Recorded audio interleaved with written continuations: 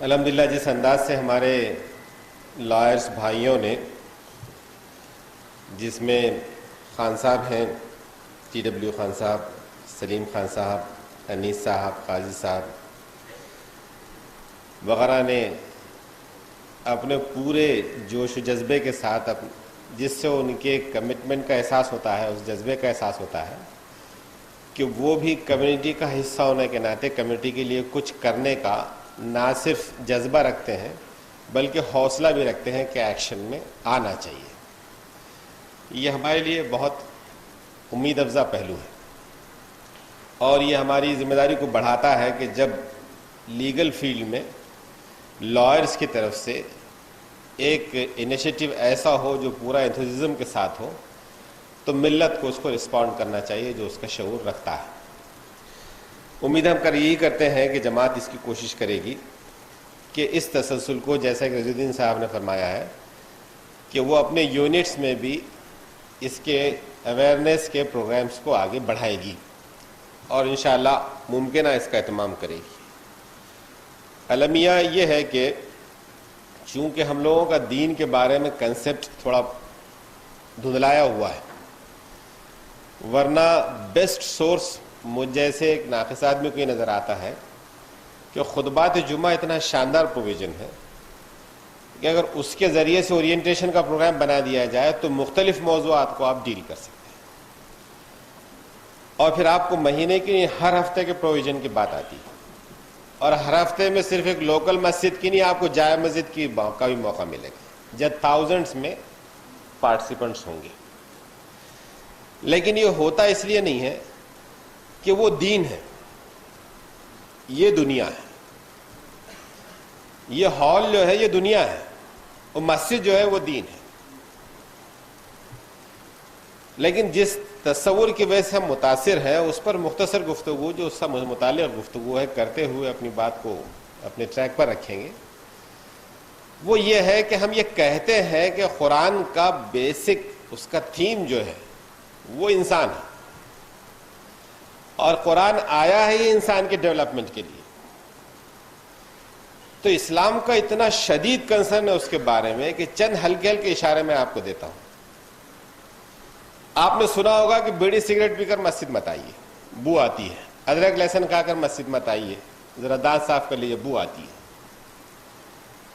یہ بو کے سلسلے میں ہمارے فقہا نے لکھا ہے کہ لوگ نماز کو آئیں، آپ صف میں کھڑے رہیں اور آپ کے منہ سے جو بیڑی کے بھبکے آ رہے ہیں، تکلیف ہوگی، دوسرے مصلی کو تکلیف ہوگی۔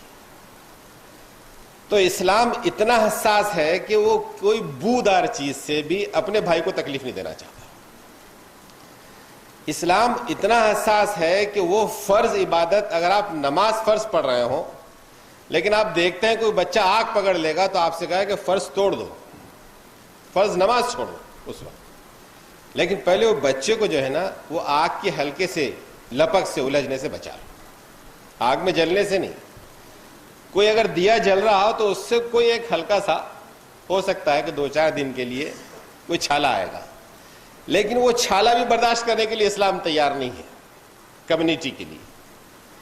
اگر اس کنسرن کو اس اینگل سے دیکھیں گے تو اسلام اتنا حساس ہے کہ وہ کسی انسان کی تکلیف کو گوارا نہیں کرنا چاہتا۔ اور دوسرا پہلو یہ ہے کہ ملت اس درجہ ٹارگٹ کی جا رہی ہے کہ سیاہ قوانین کے نام پر سالوں سے لوگ بند ہیں، اور سچر رپورٹ کے مطابق سب سے زیادہ مسلمانوں کو کوئی صلہ آزاد ہندوستان میں ملا ہے تو جیلیں ملی ہیں، اور جیلیں آج آباد ہیں۔ قانون کتنا مہنگا ہے، لوگ کیسے اس سے نہیں ابھر پا رہے ہیں، نہیں ابھر پا رہے ہیں، ہمارے وکلا بہتر جانتے ہیں اس مہنگے انصاف سے۔ بامبے رہتے ہوئے ایسی ایک کیس میں، پوٹا کے کیس میں، جب وکیل صاحب سے بات ہوئی تو انہوں نے کہا کہ صاحب اب جس کیس میں آپ آ گئے ہیں اس کے لیے تو گھر بیچ کر بھی آپ کو لڑنا پڑے تو آپ کے گھر کی ملکیت کافی شاید نہیں ہوگی۔ دلی ہم رہتے ہیں، سپریم کورٹ میں اگر آپ کی ڈیٹ ہے اور وہ ڈیٹ آگے بڑھ جاتی ہے لیکن وکیل صاحب آ گئے ہیں بس، تو ان کے چارج وہ 1 لاکھ، 1.5 لاکھ، 2 لاکھ، 50,000، 25,000 وہ کیش ہو گئے۔ اب وہ دینا ہے تو دینا ہے۔ اس تفصیل میں نہیں جاتے، ہم کہنا یہ چاہتے ہیں کہ ہمارا یہ کنسرن نہیں ہے کہ جو لوگ جیلوں میں بند ہیں وہ کس درجہ تکلیف میں ہیں، اور ان کی تکلیف کے بعد ان کی فیملی جو اس کی وکٹم ہے، اس کی متاثر ہے، تو ان کی عورتیں کیا کیا کر رہی ہیں، ان کے بچے کہاں بھیک مانگ رہے ہیں، کس کی تعلیم کا سلسلہ ترک ہوا ہے، کون عورت بک رہی ہے، کون باپ ذلیل ہو رہا ہے، اس سے سماج کو کچھ لینا دینا نہیں۔ قرآن یہ کہہ رہا ہے، ہم جو اس کنسپٹ کو دین کے ناطے سے جو پیش کرنا چاہتے ہیں کہ ہماری ذمہ داری، ہمارا کنسرن ہے۔ زکوٰۃ کی کچھ مدات ہیں، ہم سے کچھ لوگوں نے کہا کہ جماعت اسلامی کو اس کو اسپیل آؤٹ کرنا چاہیے۔ وہ یہ ہے کہ جو مدات کے تحت ہم استعمال کرتے ہیں وہ بیشتر خرچ ہماری وہ کسی چیز کی توجیہ کے نتیجے میں ڈیولپ کیے ہوئے ہیں، ڈائریکٹ نہیں ہے۔ زکوٰۃ کا مصرف جو ملت کرتی ہے تو جس مد میں کرنے کے لیے قرآن نے اسپیسیفکلی کہا ہے اس پر بہت کم زکوٰۃ خرچ ہوتی ہے، اور اس پر زکوٰۃ زیادہ خرچ ہوتی ہے جو انڈائریکٹ مصرف ہے۔ اور ڈائریکٹ مصارف میں یہ بھی ہے کہ جو لوگ غلام ہیں، جن کی گردنیں پھنسی ہوئی ہیں، ان کی گردنیں چھڑانے کے مد میں آپ زکوٰۃ کی رقم خرچ کر سکتے ہیں۔ آپ 97.5 روپے نہیں خرچ کر رہے تو وہ 2.5 روپے جو نکال رہے ہیں اس میں ان قیدیوں کا حق ہے اور زکوٰۃ کے پروویژن سے ہے، اور زکوٰۃ کا مصرف عین دین ہے، عین اللہ کی اطاعت و عبادت ہے۔ تو یہاں یہ موقع نہیں، لیکن ایک بات کا اگر میں ہلکا سا ذکر کروں تو کچھ دنوں سے وہ چیز میں نے 1-2 جگہ ریپیٹ بھی کی ہے، ایک سوشل کنسرن کی۔ نیری صاحب نے یہ بات بھی کہی ہے کہ یہ صرف ڈسکشن نہیں ہے، اس چیز کو ایک پروسیس کے طور پر ڈیولپ ہونا چاہیے۔ بہت صحیح بات ہے۔ ایک میں اللہ کے رسول صلی اللہ علیہ وسلم کی سیرت سے متعلق تھوڑی سی بات درج کر کے آپ صلی اللہ علیہ وسلم کا کنسرن آگے بتا دیں۔ اور یہ بات ایک انگریز مصنف نے سیرت نگاری کے عنوان سے لکھی ہے۔ اس کا ماننا یہ ہے کہ مسلمانوں نے محمد صلی اللہ علیہ وسلم کو ایک پریچر، ایک مبلغ کی حیثیت سے زیادہ پیش کیا ہے، اور وہ اس چیز کو پروو کرتا ہے کہ اللہ کے رسول مبلغ کتنے تھے مسلمان طے کریں، لیکن اس کے نزدیک اللہ کے رسول نے جو سوشل چینج لایا ہے اور جو سوشلی محروم ڈپرائیوڈ کلاس کو اپلفٹ کیا ہے، تو تاریخ اس طریقے کے کنٹریبیوشن سے قاصر ہے، کوئی اس چیز کو پیش نہیں کر سکتا۔ اس اینگل کو ڈیولپ کرنے کے لیے اس نے یہ کیا کہ وہ ہسٹری لائی ہے جو آپ دیکھیں کہ جو ہمارے بیشتر بزرگ ہیں، ذمہ دار لوگ ہیں، کہ ہماری سیرت کی کتابوں میں وہ باب بہت کم ملتا ہے، اور وہ باب یہ ہے کہ اللہ کے رسول صلی اللہ علیہ وسلم پیدا یتیم ہوئے تھے، آپ نے آنکھیں کھولی تو باپ انتقال کر چکے تھے، تو جو آدمی تکلیف برداشت کرنے کا سلسلہ ہے اس کی ہسٹری میں کہاں سے شروع ہو رہا ہے؟ اس کے اللہ کے رسول صلی اللہ علیہ وسلم کی ہسٹری شروع ہی ہوتی ہے یتیمی سے، اور وہ یہ لکھتے ہیں کہ ابھی آپ صلی اللہ علیہ وسلم کی ولادت ہونے کے بعد باپ کے خاندان میں کفالت کا انتظام نہیں تھا، تو ماں اپنے میکے لے کر چلی گئی تھی، اور اس قسم پرسی میں ماں کے ساتھ جو رہے تو ماں کا انتقال بھی آپ صلی اللہ علیہ وسلم کی 6 سال کی عمر میں ہو گیا۔ تو وہ بچہ جو یتیم پیدا ہوا تھا 6 سال بعد اس کی ماں بھی انتقال کر گئی۔ 6 سال کے بعد پھر عبد المطلب اپنے پوتے کو لے آئے، اور عبد المطلب نے جو اپنے پوتے کو سنبھالا، امکانی سلیقے سے سنبھالنے کی کوشش کی، اس تفصیل میں جانے کا موقع نہیں ہے، لیکن عبد المطلب بھی 2 سال بعد جاتے رہے۔ 108 سال کی عمر میں لائے تھے پوتے کو، 110 سال کی عمر میں عبد المطلب میں انتقال کر گئے، پھر اللہ کے رسول یتیم ہو گئے، محمد صلی اللہ علیہ وسلم پھر یتیم ہو گئے۔ اس کے بعد ابو طالب نے جو سنبھالا، تو ابو طالب کی یہ حیثیت نہیں تھی کہ وہ آپ صلی اللہ علیہ وسلم کو کپڑے بنانا دور کی بات ہے، جوتے پہنا دیتے۔ تو اس نے یہ لکھا کہ آپ وہ روایات جمع کی کہ ابو طالب نے پھر اپنے ریوڑ چرانے کی ذمہ داری اپنے 8 سالہ بھتیجے کو سونپ دی، اور 8 سال کی عمر سے وہ یتیم نے برہنہ پاس صحرا میں جانور چرائے، اور کیسے کیسے چرائے پھر بات طویل ہوتی، اس لیے مختصر کرتے ہوئے آگے بڑھتے ہیں۔ کیا کھا کے کیا پی کے چرائے؟ لیکن اسی چیز کو اللہ کے رسول نے اللہ کے رسول کی اس کیفیت کو گزارنے کے بعد، مدت کو گزارنے کے بعد اللہ تعالیٰ یہ کہتا ہے کہ الم یجد کا یتیما فآویٰ، کہ ہم نے تمہیں یتیم پانے کے باوجود کچھ سہارے نہیں مہیا کیے؟ کیا سرپرستی کا سامان کسی نہ کسی شکل میں نہیں ہوا؟ الم یجد کا یتیما فآویٰ ووجدک ضالا فہدی، کیا ہم نے تمہارا سینس ڈیولپ نہیں کیا، تمہاری عقل کو کمال نہیں بخشا کہ آنکھیں کھول کر دیکھتے، اس سے سبق سیکھتے، اس سے رہنمائی کا سامان کرتے؟ وجدک ضالا فہدی ووجدک عائلا فاغنی، اور پھر اللہ نے تمہارے دن بدلے اور تمہاری غربت کو غنا سے، اس سے دولت سے بدل دیا۔ اور جب اللہ نے تم کو یہ وسائل دیے ہیں تو قرآن تاکید کر رہا ہے، قرآن تاکید کر رہا ہے، کہہ رہا ہے کہ یتیم فَأَمَّا الْيَتِيمَ فَلَا تَقْهَرْ فَأَمَّا الْيَتِيمَ فَلَا تَقْهَرْ وَأَمَّا السَّائِلَ فَلَا تَنْهَرْ، کسی یتیم سے درگزر مت کرو، اسے گریز مت کرو، کسی محروم سے اغماز مت برتو، اس کا تمہارے مال میں حق ہے۔ قرآن کہتا ہے کہ وفی اموالہم حق معلوم، تمہارے مالوں میں محروموں کا حق ہے۔ حق للسائل والمحروم، ضرورت مندوں کا تمہارے مال میں حق ہے، تم احسان نہیں کرو گے۔ تو غرض اگر اس موضوع سے آپ دیکھنا چاہیں گے تو آپ دیکھیں گے کہ اسلام کا اس درجہ کنسرن ہے کہ وہ اگر شدت میں کوئی مبتلا ہے تو اپنی نمازوں سے، اپنی زکاتوں سے، اپنے مختلف عبادتوں سے اس کی تقویت کا سامان کرے گا، صرف نظر نہیں سکھائے گا۔ اور جب صرف نظر نہیں سکھائے گا تو وہ کنسرن پیدا ہوگا جو کچھ انیشیٹو کے لیے آمادہ کرے گا۔ ورنہ آج باتیں جو ہیں وہ حوصلہ ضرور دلاتی ہیں، اس کی اہمیت ہے، انکار نہیں کر رہے ہیں، لیکن آج ملت میں جس ٹاپک پر اتنے دنوں بعد ہم اس بات پر ایک خوشی کا اظہار کر رہے ہیں کہ اویئرنیس کا ہم نے پروگرام شروع کیا۔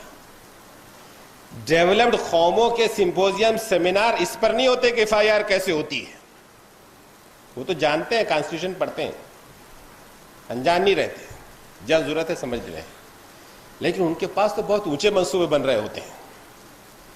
حکومت کا 11th ڈیولپمنٹ پلان آئے گا تو اس میں کیسے اس کو انفلوئنس کریں اور کیسے اپنے حقوق سے زیادہ حاصل کریں، اس کے لیے ایکسرسائز وہ کرتے ہیں۔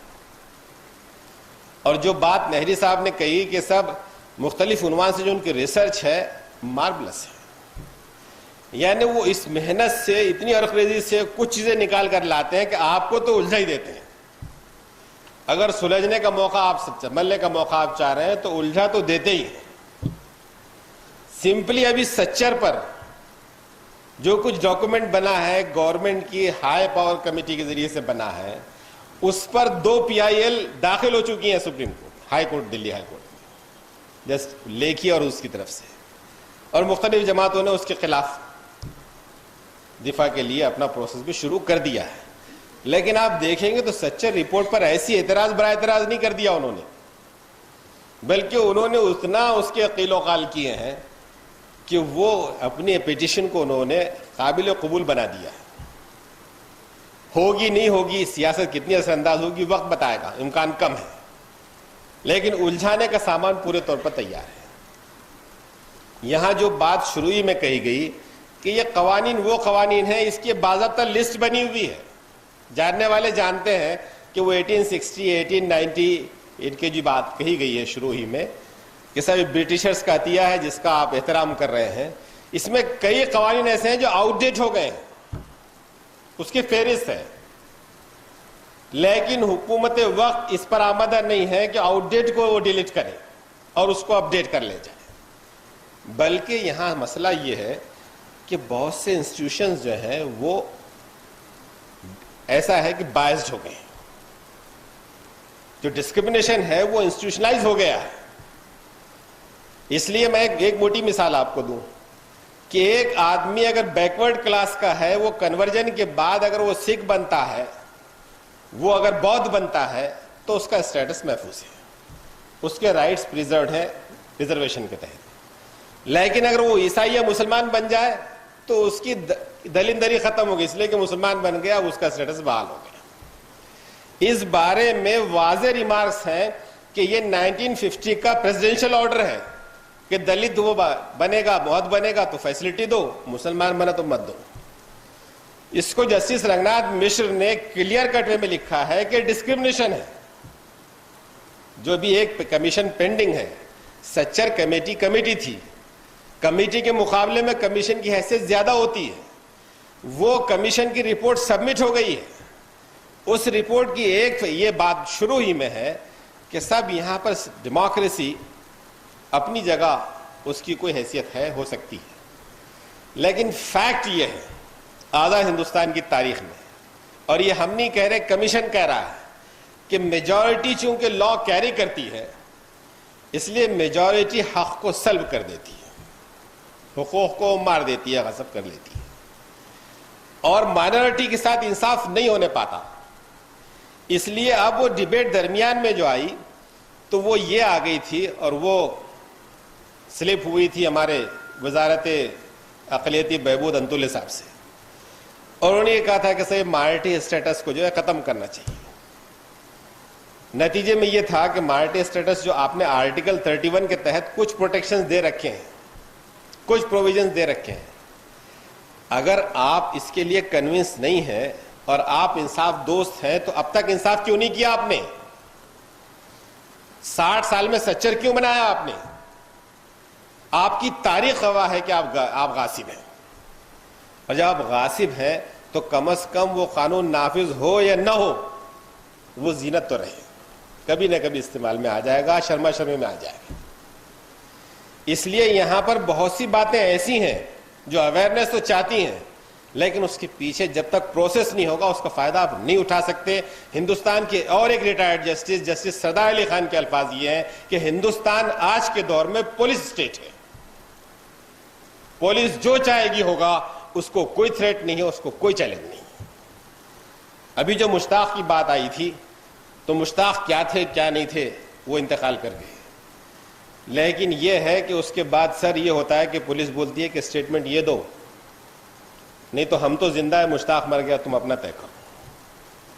آج بھی جو کنفیشن ہوتے ہیں تو ایک نہیں 10 رپورٹ ملیں گی کہ جوتے کھا کر ایک آدمی مرنے کے لیے تیار ہو سکتا ہے غیرت سے، لیکن آپ پولیس اسٹیشن میں اس کے خاندان کو بلا لیتے ہیں، اس کی عورتوں کو بلا لیتے ہیں، اور بولتے ہیں اسٹیٹمنٹ سائن کرتا ہے یا نہیں کرتا، لکھ لے، ڈیٹ لکھ لے، ٹائم لکھ لے، جو لکھنا ہے لکھ لے، اور نہیں تو یہ ہماری قطار ہے پولیس والوں کی اور یہ تیری عورت ہے۔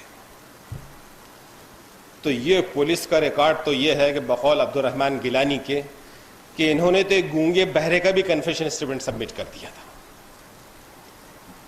اور جب وہ گونگا بہرا بول نہیں سکا عدالت میں تو نتیجے میں پھر یہ کہا پولیس نے کہ صاحب یہ بن رہا ہے، ناٹک کر رہا ہے، اور جب اس کا میڈیکل چیک اپ ہوا تو معلوم ہوا کہ بائی برتھ وہ گونگا بہرا ہے۔ تو یہ پولیس تو گونگے بہرے کا بھی کنفیشن دے دے گی۔ اس لیے انکاؤنٹرز ہوں، انلیگل ڈیٹینشنز ہوں، یا یہ میسیولی کومبنگ آپریشنز ہوں، یا اس کے پیچھے فیملیز کے حقوق کی پامالی ہو، یہ سب کمزوری کا صلہ ہے، یہ سب کمزوریوں کا صلہ ہے جرم ضعیفی کی سزا مرگ مفاجہ۔ علامہ نے جو لکھا تو وہ قطع ہے سر ابو اولا کے نومان سے، کہ کہتے ہیں کبھی گوشت نہ کھاتا تھا مورلی، پھل پھول پہ اپنی ویجیٹیرین تھا، کرتا تھا گزر اوقات۔ ایک دوست نے بھونا ہوا تیتر اسے بھیجا، شاید کہ وہ شاطر اسی ترکیب سے ہو مار، یہ خانے تر و تازہ، یہ تیتر بھونا ہوا، مورے نے جو دیکھا کہنے لگا وہ صاحب غفران العزومات، کہنے لگا، اس سے پوچھا، وہ مخاطب ہو رہا ہے اس کی تیتر سے جو بھون کر اس کو ڈش میں پیش کر دیا گیا۔ وہ کہتا ہے کہ کیا گناہ تھا تیرا، یہ ہے جس کی مکافات۔ استاد تیتر سے پوچھ رہا ہے وہ شاعر کہ تو کیوں بھون کر پیش کر دیا گیا، اور اس پر اس نے کہا کہ افسوس، صد افسوس شاہی نہ بنا تو. اگر تیری پرواز اونچی رہتی تو دسترس سے باہر رہتا. جس تیاری کی بات کہہ رہے تھے نری صاحب کہ آپ کو اپنی صلاحیت کو بڑھانا پڑے گا. افسوس، صد افسوس کہ شاہی نہ بنا تو. نیچے بس جہاں ہاتھ ڈالے مل گیا. جس کو چاہے رگے دیے، جس کو چاہے دڑچ دیے، کوئی آواز نہیں. حدیث سناتے رہیے کہ مومن کی مثال ایسی ہے کہ ٹھوکر اگر انگوٹھے کو لگتی ہے تو آنکھ روتی ہے. کوئی آنکھ نہیں روتی صاحب، کوئی آنکھ نہیں روتی، کسی آنکھ کو نہیں پڑی. جس کا ٹوٹا وہ بھگتے گا. کیسی ملت، کیسی امت، کیسی مشترک قدر اسلام، اور کائے کی ملت اور کیسا اسلام. کچھ نہیں، کوئی رونے والا نہیں. وہ بھگتنا ہے، بھگتے. خواجہ یونس کا باپ مر گیا انصاف مانگتے ہوئے. CID کی رپورٹ ہے، اس کی وجہ سے کورٹ کے آرڈرز ہیں، لیکن انسپیکٹر وزے کو کوئی ڈر اندیشہ نہیں ہے. سری کرشن کی ساری رپورٹیں ہیں، اور گورنمنٹ کے ایک نہیں 4 پرائم منسٹرز نے اپنے آرڈرز کو ریوائز کر کے دیا ہے، جس کو آپ بڑی شان سے تعویذ طرح لٹکا سکتے ہیں، جس کا نام ہے پرائم منسٹر کا 15 پوائنٹ پروگرام، جس میں بیسیکلی پہلی بات جو ایڈریس کرتی ہے وہ یہ ہے کہ کمیونل ٹینشن ڈیولپ نہیں ہونا چاہیے، ورنہ DM یا وہاں کا پولیس اتھارٹی پہلے فیس میں آنسریبل ہے، اور پہلے فیس میں جواب دینا ہوگا. اگر ان کی غفلت نہیں ہے تو ان کی سروسز پر حرف نہیں آئے گا. غفلت پائی جائے گی تو وہ پنشیبل ہے. لیکن سری کرشن کی رپورٹ کے بعد وہ سارے آفیسرز جو ہیں تمغوں کے ساتھ ترقیوں پر ہیں. آپ ملزم کو تو کہتے ہیں کہ صاحب بیل کے بعد ثبوت نہیں مٹانا، لیکن آپ یہ قاتلوں کو کہتے ہیں کہ اسٹار بڑھا کر جو جی میں آئے کرنا، جو جی میں آئے کرنا. تو یہاں سچویشن پوائنٹ آف سے آپ دیکھیں گے تو میں اس تفصیل میں نہیں جانا چاہتا کہ اور کیا کیا کیسز ہیں اور کیا کیا مذاق ہیں. ایک لمبی تفصیل اس میں ہو جائے گی. کیا مذاق اس میں کیا ہو رہا ہے. جوڈیشری بہت غنیمت ہے. ہم کو اس پہلے اسے بھی خود جماعت اسلامی کو بھی اس چیز کو اس انداز سے ٹیک اپ کرنا چاہیے کہ ہمارے دیندار حلقے میں تو وکیل کے بارے میں تصور ہی غلط ہے. وکیل شیطان، اور جب آپ جاتے نا اندر تو پھر وہ شیطان خدا بنے گا آپ کے لیے. ایک اخوان کے بہت بڑے لیڈر آئے تھے، انہوں نے کہا کہ ہماں کی تحریک بھی یہی سمجھتی تھی کہ صاحب یہ جو سسٹم چلا رہے نا باطل، تو یہ باطل سسٹم چلانے والے یہ جوڈیشری ہو، بیوروکریسی ہو، بلا بلا فلاں، یہ سب اچھوت ہیں. لیکن جب اخوان پر افتاد ٹوٹی تو ان کو محسوس ہوا ہمارا تو کوئی وکیل ہی نہیں ہے، ہمارا تو کوئی جج ہی نہیں ہے، ہمارا کوئی فریاد رس نہیں ہے. یہاں وکیل کی اصطلاح تو قرآن کی اصطلاح ہے کہ آپ کے بہاف میں آپ کا دفاع کریں. اپنے بہاف میں ہم نے ان کو ریکگنائز ہی نہیں کیا تو انگیج کرنے کا کیا سوال اٹھتا تھا. تو جو لوگ یہاں کے سسٹم کا بہت امپورٹنٹ پلر ہے جوڈیشری، اگرچہ کہ یہ بھی کلین نہیں ہے. اور ریسنٹ ڈیبیٹ ہے لاسٹ منتھ کی جس میں چیف جسٹس ہو یا پرائم منسٹر ہو، یہاں تک تو کہا گیا کہ تقریباً 20% کرپٹ ہے. چلو 80% تو صرف ہے، 80% ہے کہ 20% ہے وہ تخمینے لگانے والے کریں، لیکن اب بھی اس پہ بہت امید ہے. اس لیے جس ڈاکومنٹیشن کی بات کی جا رہی ہے، جس سلیقے چیزوں کو پرسیو کرنے کی بات کی جا رہی ہے، ڈیلے تو ہو سکتا ہے لیکن اکثر و بیشتر لکھا ہوا بدلا نہیں جا سکے. اور جس دن یہ اٹھانا چاہیں گے اس دن اس کو زندہ کر دیں گے. اس دن وہ چاہیں گے تو اس کو زندہ کریں گے. اگرچہ کہ دھاندلیاں ہیں، سمپل سیدھی دھاندلیاں ہیں. ابھی ایک مشہور کیس ہے سر افضل گرو کا، پارلیمنٹ اٹیک کا. اور پارلیمنٹ اٹیک پر کورٹ کی ورڈکٹ ہے سپریم کورٹ کی، اعلی سے اعلی عدالت کی.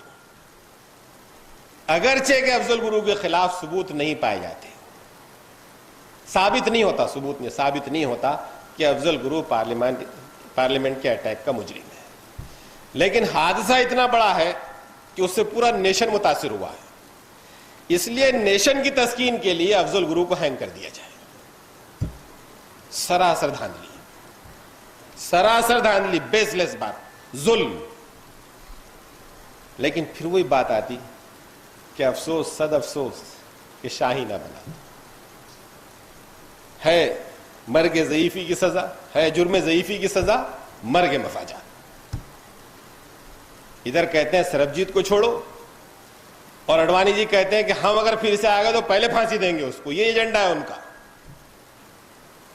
ان کا ایجنڈا یہی ہے. اس لیے ان کی کوششیں بھی وہی ہیں جو بات کہی گئی ہے آرٹیکل 44 کے عنوان سے, کہ ان کا ایجنڈا بھی یہی ہے. بہت سیریس ہے وہ, اور تہذیب کے عنوان سے کیا لانا چاہتے ہیں وہ سب سامنے ہے. کس چیز کو کیا رنگ دینا چاہتے ہیں سامنے ہے. سوال یہ ہے کہ اس پروسیس میں ہم کیا کریں. پہلی ضرورت یہ ہے کہ اس لیگل سیل کی قدر کو ہم سمجھتے ہوئے ان کے تقاضوں کے مطابق اویئرنیس, اور جن کیسز کو ہم آئیڈینٹیفائی کر سکیں اس کے مطابق اس کی تیاری, اس کا ڈاکومنٹیشن ہے, اس کا پرسویشن ہے, اس کے ایکسپنسز ہیں, اس کے سروسز ہیں. مرنا تو ہے, کوئی ایسا نہیں ہے جس کو موت نہیں آئے گی. اب اس کو یہ طے کرنا ہے کہ اللہ سے ڈرتے ہوئے مرنا ہے کہ پولیس سے ڈرتے ہوئے مرنا ہے. اگر اللہ سے ڈرتے ہوئے مرنا ہے تو پھر ہمت سے کھڑے رہنا چاہیے. یہ کھڑے رہنا دیش کے بھی حق میں ہے, اس پولیس والوں کے بھی حق میں بھی ہے, ایڈمنسٹریشن کے بھی حق میں ہے, سب کے حق میں ہے. اس لیے کہ انسانیت نوازی کا اس میں درس ہے, کوئی کمیونل بات نہیں ہے. لوگ ظلم کر رہے ہیں, ظلم سے روکنا تو ہمارا دینی فریضہ ہے. مسلمان نہ صرف ظلم نہیں کرتا, مسلمان ظلم نہیں سہتا. حدیث یہ کہتی ہے کہ مسلمان کو یہ روا نہیں ہے کہ وہ ظلم برداشت کرے. ظلم تو نہیں کرے لیکن ظلم برداشت بھی نہیں کرے. برداشت نہیں کرے تو پروسیس میں کھڑا ہونا ہوگا. اس لیے یہ جو وینچر ہے یہ آپ کا یعنی ہمارا اور لائرز کا ایک جوائنٹ وینچر ہے. ایک طرف تو ان کو جتنی تقویت پہنچانی ہے اس پروسیس کو ہم ڈیولپ کرنے کی کوشش کریں. اس لیے چیزوں کو انلسٹ کر کے یہ بھی نہیں ہوگا کہ سب کوئی فساد ہوگا بھراڑی کا تو ہمارا ایکٹیویزم ہوگا. ہم تو مستقل فضا زدہ ماحول میں جی رہے ہیں, اور ہمارے ظلم کے جو ہے روا رہنے کی ایک لمبی فہرست ہے. کئی چیزیں ہیں. نارمل حالات میں اتنا کام ہے کہ ہمارے وکلا حضرات جو ہے اس کو شاید ہی نہیں مٹا سکے, لیکن ہم کوشش کے مکلف ہیں. فار ایگزامپل اسی کو لے لیجیے آپ, یہ فیملی ایشوز کے ہیں اور فیملی ایشوز کس طریقے سے ڈسٹروائے کر رہے ہیں. اگر آپ چینلائز کر کے اگر اس کا شروع کرتے ہیں کہ صاحب فیملیز آپ سے رجوع کریں تو بیشتر کیسز تو کاؤنسلنگ کے ذریعے سے حل ہوں گے, جس میں کاؤنسلنگ کی مدد آپ کو لائر سے ملے گی اور چیزیں سلیقے سے ڈیل ہوں گی, اور کئی گھر تباہ ہونے سے بچ جائیں گے. اور وہاں پر جو لوگ جاتے ہیں وہ کہتے ہیں کہ صاحب کیسا کیسا کتنی برقع والیاں کتنے وکلا کے ہتھے چڑھتی ہیں, وہی لوگ جانتے ہیں جو اس میں ایک لمبی فہرست بن جائے گی کیسز کی. ایون ہماری درخواست تو یہ ہوگی کہ کچھ ایسی چیزیں, جیسا ایک مثال پہ ہمارے بزرگ محترم محدثین صاحب نے متوجہ کیا تھا کہ بار کونسلز کا ایشو ہے کہ آپ نے کسی کو ٹھہرا دیا دہشت گرد, اور یہ تو آپ کا سلسلہ چل ہی رہا ہے بہت پلانڈ وے میں, اور اس میں اس ہسٹری میں جانے کی ضرورت نہیں ہے کہ اب کتنا انٹرنیشنل ان کا رابطہ ہے, اور امریکہ اور اسرائیل یہاں بیٹھ کر ساری چیزوں کو ان کی ایجنسیز کے ذریعے سے چینلائز کر رہے ہیں. انٹیلیجنس جو ہے کسی ملک کا بہت حساس ایشو ہوتا ہے, لیکن انٹیلیجنس میں ڈائریکٹ انٹرونشن ایف بی آئی کا اور موساد کا ہے, اور اس کے گل یہ دہشت گردی کے نام پر نظر آ رہے ہیں. تو یہ جو گل کھلے ہیں تو ان کے کئی کیسز ایسے ہیں جس میں یہ ثابت نہیں کر پا رہے جو کچھ ہوئے ہیں ٹرائل اس میں ایکویٹل زیادہ ہے, لیکن اس کو کوئی چیلنج کرنے والا نہیں ہے. ایون وہ دور کی بات ہے کہ بار کاؤنسلز جو ہے انکانسٹیٹیوشنل فیصلے لے رہی ہے. بار کاؤنسل کا فیصلہ انکانسٹیٹیوشنل ہے, لیکن چونکہ کمیونٹی لائرز کی ہے تو ایک لائر اٹھنا مشکل ہے. اگر اس کے لیے زیادہ لوگ اٹھتے ہیں تو بار کاؤنسل کے لیے مسئلہ پیدا ہو جائے گا, اور اس میں آپ کو ایسے لوگ ملیں گے. اس لیے یہاں پر نام مسلم فورم نہیں ہے, ان حضرات نے بہت سوچ سوچ کر رکھا. یہ مائنورٹیز کا فورم ہے, اس میں دلت ہوں گے, اس میں سکھ ہوں گے, اس میں عیسائی ہوں گے, اس میں جینی ہوں گے. ان لوگوں کے اپنے پرابلمس ہیں, ان کے دکھ درد کے وقت بھی ہم اگر اٹھتے ہیں اور ان کو اپنے درد کے وقت ساتھ لیتے ہیں تو بار کاؤنسلز کے لیے مسئلہ کھڑا ہو جائے گا. اس کے خلاف خود جو ہے آپ لیگل پروسیس میں جا سکتے ہیں, لیکن اس کو تقویت پہنچائے کون؟ خان صاحب کھڑے ہو جائیں گے اور ملت کو پرواہ نہیں, خان صاحب کا مسئلہ وہاں پر آ جاتا ہے. تو پھر بات یہ آتی ہے کہ وہ پروسیس کی طرف آنا چاہیے. تو یہ ایک دو باتیں میں آخر میں کہتے ہوئے اپنی بات کو سمیٹ لیتا ہوں. وہ یہ ہے کہ ایک مثال ہم آپ کو دیں کہ سب کہیں کوئی اریسٹ ہوتا ہے تو ہماری دینی ذمہ داری ہے کہ ہم اس سے خیر خواہی کریں, اور جب دینی ذمہ داری ہے تو پہلا حق یہ ہے کہ ہم پولیس سے پوچھیں کہ یہ کیوں اریسٹ ہو. نہیں بتاتی تو امیجیٹ وہ 24 آورس میں انتظار نہیں کریں گے. اور یہ تجربات جہاں ہوئے وہاں پر کام کرنا, پھر ظلم کرنا آسان نہیں رہتا. گجرات جیسی اسٹیٹ میں, اور جس نے فائٹ کی ہے, ابھی پچھلے ہفتے 16 تاریخ کی بات نہیں 20 تاریخ کی بات ہے, اسی مہینے کی, گزشتہ مہینے کی, ابھی 10 دن پہلے ہی, کہ دہشت گردی کے نام پر ایک پروگرام ہو رہا تھا تو ٹیسٹا اس میں آئی تھی. ٹیسٹا نے کہا گجرات میں مجھے فون آیا کہ وہاں پر فلاں بستی سے 30 بچے اٹھا لیے گئے اور وہ عورتیں رو رو کر شکایت کر رہی ہیں. تو میں نے فون پر کہا کہ فون پر رونے سے کیا ہوگا, عورتیں نکلیں اور جائیں پولیس اسٹیشن کا گھیراؤ کریں اور پوچھیں پولیس سے کہ کتنے بچوں کو آپ نے اٹھایا, کس جرم میں اٹھایا, اور ساتھ اس کی بھی کوشش کریں کہ میڈیا کو بھی اویئر کریں, متوجہ کریں کہ آئیے. میڈیا کی تو نیوز ویلیو ہے. اگر وہاں پر آپ نہیں, آپ کی خواتین ڈٹ جاتی ہیں, مجبوری ہے آپ کی مردانگی کی, مجبوری سے ہی, لیکن سسٹم میں عورتوں کو اتنی آسانی سے نہیں دبایا جا سکتا, اتنے ظلم کے باوجود نہیں دبایا جا سکتا. تو وہاں تیسرا کہتی ہے کہ توقع تھی کہ 30-40 خواتین جائیں گی, 300 خواتین پہنچ گئی, اور اس میں 30 میں سے 26 بچوں کو انہوں نے چھوڑ دیا. 4 بچوں کے خلاف وہ چارجز لگا سکے. ٹھیک ہے, 4 کا فالو اپ کریں گے, لیکن 4 کے مقابلے میں 30 کا فالو اپ کرنا. ابھی 2-1 مہینے پہلے کی بات ہے کہ یہ گجرات کے واقعات پر ایک صاحب نے ڈاکومنٹری بنائی ہے, لیفٹ کے آدمی ہے, وہ اس کو اسکرین کرنے کے لیے گئے, جے پور گئے, وہ بھوپال گئے جہاں بی جے پی رول کر رہی ہے, دونوں جگہ بین کر کے زیادتی کر دی گئی. ان کی دھاندلی وی ایچ پی اور بی جے پی کے اور بجرنگ دل کے لوگوں کی دھاندلی کے خلاف پھر دلی میں ایک پروٹیسٹ کیا گیا, اس میں ہم لوگ بھی شریک ہوئے. اس دن ایسا لگ رہا تھا کہ آج تو مولانا کی پٹائی طبیعت سے ہونی ہے جو بھی ہے. تو اس میں پولیس کی اتنی دھاندلی, یعنی مدھیہ پردیش بھون میں, کہ کیمپس کے اندر مدھیہ پردیش کی پولیس ہے, کیمپس کے باہر دلی کی پولیس ہے. تو وہ بس آستین چڑھا کر اور منہ کا جھاگ اڑاتے ہوئے بولے نکلتے نہیں نکلتے باہر کیمپس کے, آپ جو لوگ احتجاج کر رہے تھے. اور جب ان کا صبر چھلکنے لگا آفیسر کا, تو اس نے پھر ایک لڑکے کو پکڑا کہ تم سے کہہ رہے نا باہر نکلو, اور قبل اس کے کہ اس کی وہ پٹائی کرتا, سب 3 جو لڑکیاں تھیں, وہ جو کہتے ہیں نا کہ چیل کی طرح جھپٹنا, وہ وہاں سے اٹھ کر انہوں نے لڑکے کو کھینچا اور وہ آفیسر کو دھکا دیا اور بولا کیا کرتا ہے, کیا کرتا ہے, لڑکیاں کیا کرتا ہے, بول ہم سے بول. اب اس کا غصہ دیکھنے کا, لیکن اس کی مجال نہیں کہ وہ لڑکیوں کو ایک چپت بھی رسد کرتا, وہ بھنا کر رہ گیا وہ.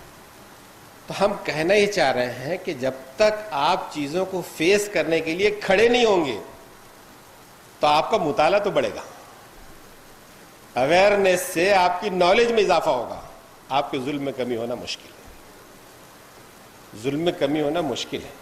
اس لیے کوشش جس بات کی ہونی چاہیے وہ اس بات کی ہونی چاہیے کہ اویئرنیس کے ساتھ ساتھ چیزوں کو ہم نوٹس لیں, وکٹم کی فیملی سے خیرخواہی کریں, وکٹم کے کیس کو پرسیو کریں, اس کے پولیٹیکلی پرسیو کریں, لیگلی پرسیو کریں, سوشلی لابینگ کریں, ڈاکومنٹیشن کریں, جو چیزیں کر سکتے ہیں وہ ساری چیزوں کو ورک آؤٹ کر کے ان محاذ پر جانا پڑے گا. اور اس بات کا بھی اشارہ بہت صاف کر دیا گیا کہ خیر امت کو بھی یہ سینس نہیں آیا, اور وہ ملت جس کو آپ دلت کہتے ہیں ان میں سوشل سینس آیا ہے. اس لیے وہ جا کر اپنے حقوق کی لڑائی لڑنے کا سلیقہ سیکھ چکے ہیں. چاہے 2 لاٹھی لگے گی, 4 گالی ملے گی, لیکن پھر لوگوں کے ہاتھ اٹھنے سے رک جائیں گے. اس لیے پروسیس میں اگر جائیں گے تو پھر وہ ساری چیزیں ہوں گی. آپ سے UPA نے وعدہ کیا تھا کہ یہ رائٹس کو روکنے کے لیے وہ بل آئے گی, بل کو ہوم منسٹر نے مذاق بنا دیا، اس لیے وہ چیز پینڈنگ ٹھنڈے بستے میں پڑ گئی ہے۔ اس کے علاوہ یہ ہے کہ پولیس ریفارم پر سپریم کورٹ نے ہدایت دی ہے آج بھی کہ صاحب پولیس جس طریقے سے اپنے اختیارات کو مس یوز کرتی ہے تو اس کو چیک کرنا چاہیے، اور چیک کرنے کا ایسا میکینزم ہونا چاہیے کہ اس کے ذریعے سے پولیس اپنے بیجا اختیارات سے وڈرا کر سکے۔ لیکن پوچھے گا کون پولیس سے، باندھے کون گھنٹی؟ سیاستداں خود ان کی زد میں ہے، اس لیے وہ ان کے سر پر سوار ہوتے ہیں، وہ ان کے سر پر سوار ہوتے ہیں، دونوں کا کھیل چلتا رہتا ہے۔ اس لیے آپ قانون ساز اسمبلی سے یا اور مقامات سے اتنی آسانی سے لگام نہیں لگا سکیں گے۔ آپ کے لیے جو پروسیس ہے وہ پروسیس یہی ہے کہ آپ لیگل اور سوشل پریشر، یہ دونوں چیزوں کے ساتھ پروسیس کو ڈیولپ کریں گے، آپ اپنی عزت کی بحالی، اپنی عزت و ناموس کا تحفظ اور بھائیوں کی مدد، وہ ساری خدمت کا کام کر سکیں گے۔ ہم اللہ تعالیٰ سے اس بات کی امید کرتے ہیں کہ وقت تھوڑا زیادہ چاہے لگے اس پروسیس کو، لیکن یہ شروع ہو جانا چاہیے اور اس چیز کو ڈیولپ کرنا چاہیے۔ یہ چیز ڈیولپ ہوگی تو انشاءاللہ اللہ تعالیٰ آپ کے ذریعے سے پھر عزت و ناموس کی حفاظت کی بنیادوں کو مضبوط کرے گا۔ اللہ تعالیٰ سے دعا ہے کہ اس کوشش جو اچھی کوشش شروع ہوئی ہے اس کو بہتر طور پر ڈیل کرتے ہوئے اس کو اچھے طریقے سے ایک مثال کے طور پر پیش کرنے کی، عملی صحیح کے طور پر ہمیں کچھ کرنے کی توفیق عطا فرمائے۔ یہاں جس آپ اظہار خیال کا جو موقع دیا ہم اس کے لیے مشکور ہیں، اور اللہ تعالیٰ سے دعا کرتے ہیں کہ ہم اس کوشش کو اور وہ بہتر سے بہتر بنائیں۔ وآخر دعوانا الحمد للہ رب العالمین۔